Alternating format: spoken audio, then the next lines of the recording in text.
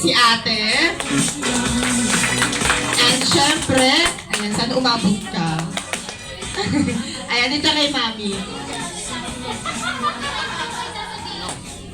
Ay, okay, go lang, walang kaso. Sige, ayan. Okay, hindi ako magmamadali para sa'yo. Sige, go. Ay, go lang. Kumusta naman si mami ngayon? Sige, bilisan mo. Okay naman. Yes, okay naman daw si mami. And syempre, ayan, next question ko is, ayan, John Ares, ano po yung pinagkakaabalahan ni mami ngayon? Okay, go. Take your time. Sige. Kaya mo yan. Oo naman, yes. Wala, ganda lang din siya, no?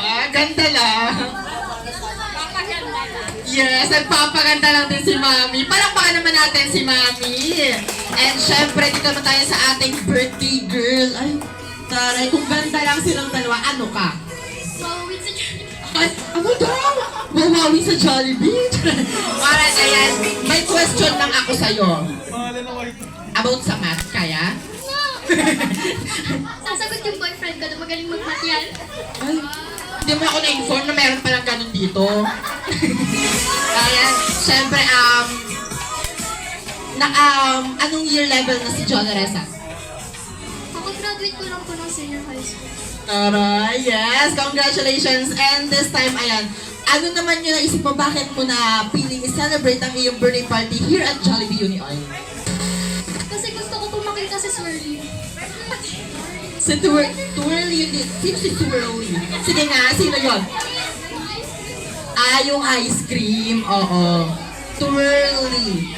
Twirly. Yes, Twirly ha. Joke lang. Ayan.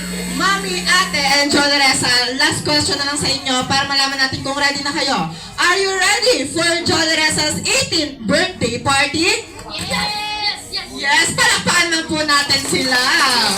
Alright, and this time dahil tinanong ko si ate and syempre si mami and of course si John Reza kung ready na sila, syempre tatanungin ko rin po ang aking mga Jolly guests kung ready na rin po ba kayo para sa birthday party ni John Reza? Yes, palakpakan naman po natin ang bawat isa.